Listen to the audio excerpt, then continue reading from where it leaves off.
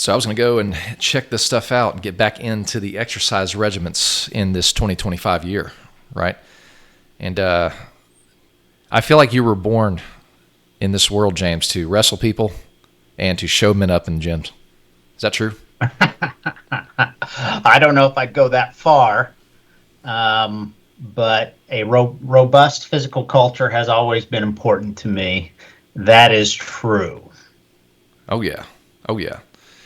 And we're going to do cool things on here, man. We're going to show people, how to essentially think about their approach to fitness and how to dissect it, decision by decision.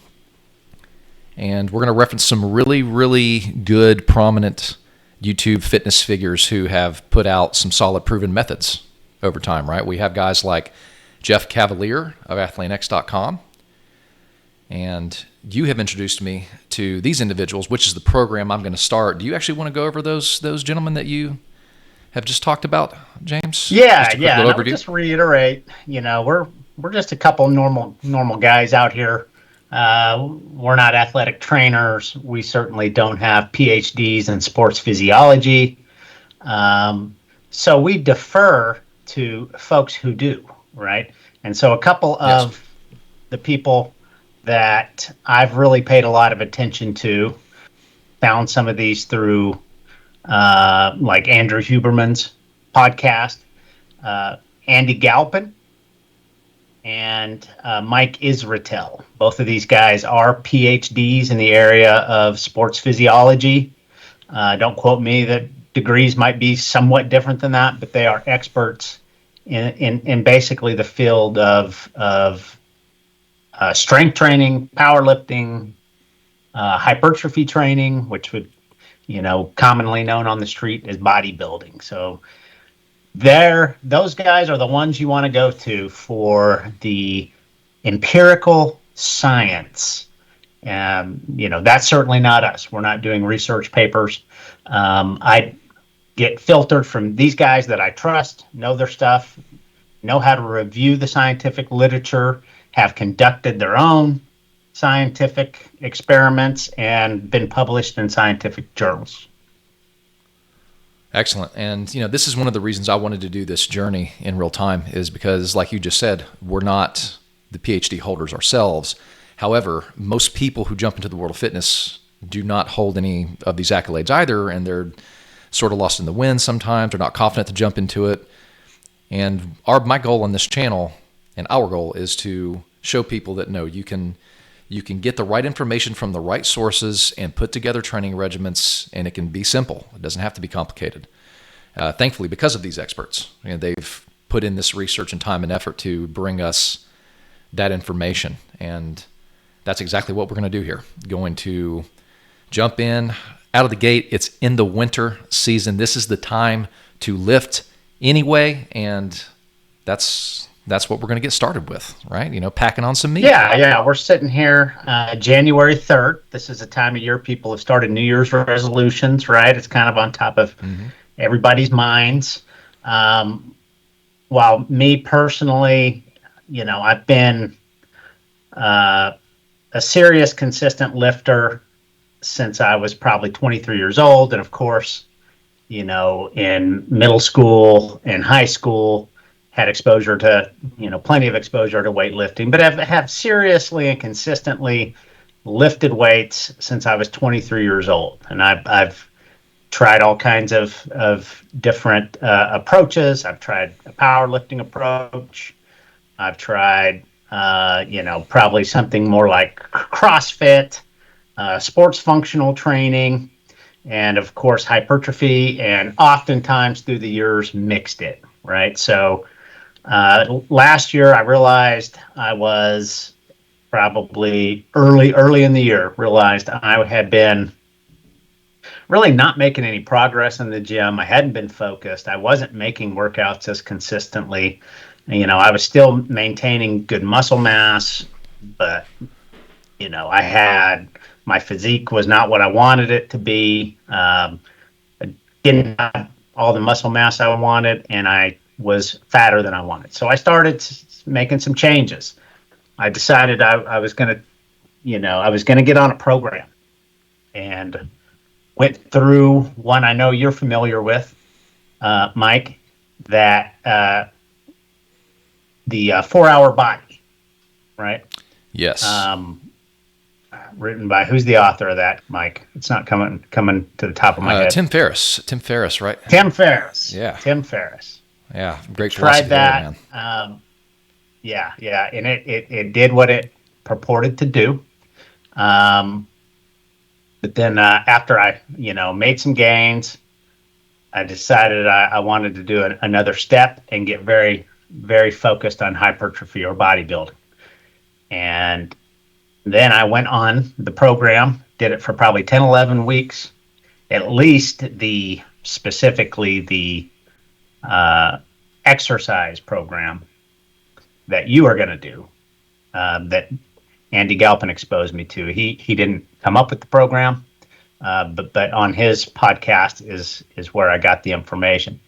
And I'm very excited for you to do that, because we're going to set that up it's going to be a very good real-time experiment, right? Oh yeah. You're going to go get a Dexa. You're going to get a Dexa scan, because you have not been training consistently for a good while, right? Yeah, so just to kind of, thanks for sharing your journey there. And when James and I first met, actually, James here helped me get ready for the Marine Corps. So I was in the Marine Corps for about 6 years. Started lifting weights, when I was about 16, 17 years old. Did a couple years of powerlifting in high school. And so I did have a foundation set early in life, but we kind of get caught up with stuff. Some people that are lifelong athletes, they just kind of stick to it all the time, or people like the individuals we're going to mention and source knowledge from, their whole careers are built around it. But the majority of people are, people like us, right? That, may have had some serious athletic background when we were younger, go through life, get some jobs, life happens, and we kind of lose our way with physical culture for a little bit. And this is me jumping back into it. And, I also appreciate you for helping keep me accountable to this, James, because it's not, not everybody has that. Not everybody is so lucky to have a good friend like yourself to remind their buddies, like, hey, you need to reestablish to a new standard, right? And the thing you said that I really liked a lot about this was that this is going to be a standards-based approach, right, to help people from doing temporary goal-based approaches. And another thing you mentioned to me is the synergistic effect that this can have in every other area of life. Do you mind going over some of those synergies? Yeah. And just to kind of touch base on what you're saying, what one of the things that's going to be exciting about going through this journey and sharing it is because you haven't been where you're almost like right now, you're almost like a clean slate. We can do an experiment. You'll do the routine. You'll get a Dexa scan, so we know exactly what your body composition is when you start. Follow the program, and we'll do follow-up Dexa scans to verify if there has been any progress, and if so, what that is. And for me, I've already been doing for the last year, I've done a couple different programs. So I'm well into it, but I have 2 previous body scans, and I will also be getting more so we can see how I'm changing. But yours is going to be almost a pure experiment, almost with controls and everything that everybody can see for themselves. But to your question about the standards-based approach, right? So there's a philosophical underpinning to what we're doing. We need some kind of, or I feel like you have the best chance of success if you have a coherent framework to go about solving certain problems and accomplishing certain things. And I call this approach, it's one that I've been kicking around in my head very, very seriously the last 5 or 6 months. Certainly nothing I invented, but for me, this is how it kind of came to look. We're going to follow a standards-based approach, right? And what do I mean by that? Meaning that we take a domain in life that matters to us. In this case, fitness. There's many domains in life, and I think employing a standards-based approach across those domains make sense, and say, these are the things that I am going to do daily, weekly, to perform at a high level in this area of life. So, you might say, well, why not? How's that differ from goals? Or why not follow a goals approach? You could do it differently. There's nothing wrong with goals, but I think goals, the problem, if you skip standards and you go to goals, they are shorter in time period. And if you are fortunate enough to meet the goal, then once you meet it, it may well go away. With standards is a long-term way you live your life, right? So with fitness, you say, well, maybe you set a standard. I'm going to work out 4 or 5 times a week. I'm going to get 10,000 steps in every day, and I'm going to eat at least 1 gram of protein per pound of desired body weight. I'm going to make sure I'm getting good fiber. I'm going to keep my carbs low. These are standards, and in order for you to meet the standards, what do you have to do? What's the action tool there? It's a habit. Yes. Once you establish habits to meet standards that are worthy, then it gets easier, right? Yes, and that's the most difficult it part. elevates your game. I'm sorry. Go ahead, Mike. Oh no, I was just going to say yes. Like it's really that establishing that new habit that is the toughest challenge of this entire process, right? Like Yes, getting a standard set requires us to look at our environment, and that's another thing I'm really passionate about that we're going to cover is how do you analyze your environment and how do you make different decisions to set up what you said to get that new standard set in your life. Yeah, and taking people through this journey with us helps hold us accountable, helps us drive to the standards and develop the habits. And it follows Pareto principle, right? Which is some people may know it as the 80-20 rule, right? 80% of the outcomes or the output tend to be the result of 20% of the inputs, right? We see this all over life. It's very empirically tested principle, right? So when you're living to standards and you develop those habits, it helps you to be performing in the top 20% of whatever domain in life that you're applying those to, eventually, without tons of effort, right? Once you get those Yes. those patterns really established. And then this is where goals, let's say that, for instance, let's say me and Matt, Matt, we Yes, each absolutely. decide that we want to, and I'm going to have fun. We're going to have fun showing Matt this, me running him through the gutter here. Let's say we each decide that by December of 2025, we want to compete in a bodybuilding competition. I've been living close to. I've had some standards in place for a long time. They're not perfect. In fact, I'm adjusting them now as part of this because I'm still not where I want to be. But let's say we had that goal.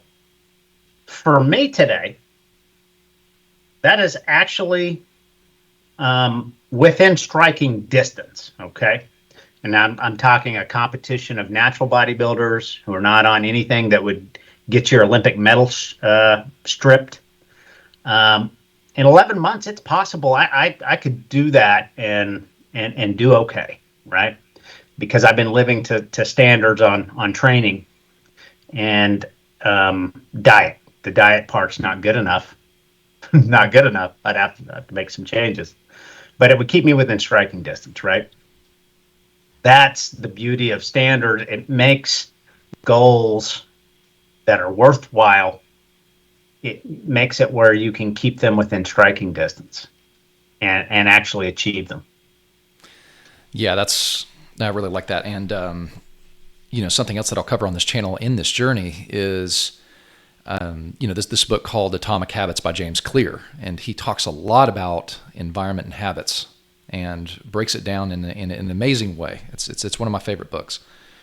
Now, that's not necessarily, he doesn't hyper focus on physical exercise, but it's absolutely relevant to the things we're talking about here. And like you just mentioned, right, diet or eating. I like to use this word eating lifestyle in these situations because I think most people try a diet and they think about it temporarily. But this is the goal here, is to be super accountable and show the meals that are being eaten, show the process that's being taken every single day. And hopefully we can help other people do that too. Yeah. Right. Instead of following some diet that you found on Instagram that people have shown you fantastic success, maybe you just have a standard in the way that you eat every day over the rest of your life. And then, hey, maybe you have a goal. Maybe if you're a woman, maybe you want to get in a Miss Fitness competition or something like that. Just living by normal standards, assuming that you don't do fitness for a living, you're probably not quite ready, but you're within striking distance. Absolutely. And for some people, yeah, like they can, depending on what walk of life they're in, they can go from just making a slightly different decision with, say, for me, my biggest weakness is Dairy Queen Oreo Blizzards. I love those things. I really do. But a lot of people just don't really set up their environment in order to make decisions to eat other stuff like honey-based sugars, right? So just making that simple replacement for some people out there is enough to completely change their lives. But as you said, right, the synergistic effect of doing one thing really good, and you can start applying that to other areas, and then those things start to compound on top of each other. Right? And that compounding effect, I believe, either works, and actually James Clear mentions that in his book, is that the compounding effect will work either for you or against you in a positive or a negative direction. And so this is what we're doing. I'm super excited about it. And yeah, if you guys definitely want to see more of this and want to see this journey unfold in real time, day by day, and as the channel says, rep for rep, which is the goal. I am recording all of these reps. Unless I can't necessarily record in a weird spot that I'm doing a lift or something like that, I'll still at least record the movement and discuss exactly what I did that given day. And yeah, be sure to like and subscribe, and we'll keep it coming. And you're going to see this journey happen front to back. As James said, Dexa scan in the beginning, Dexa scan at the end of certain interval periods. In this case, it is a 30-day program, right, James, that I'm about to set up on? Oh, no. It's more like 8-9 weeks. 8-9 weeks. Okay. All right. Well, we got a few months ahead of us for this exact lifting program. So I'm excited. And thanks for joining me. I'm excited too, man. Let's get after it. Let's do it. All right, everybody. Take care. Hit that notification bell for more. We'll see you later.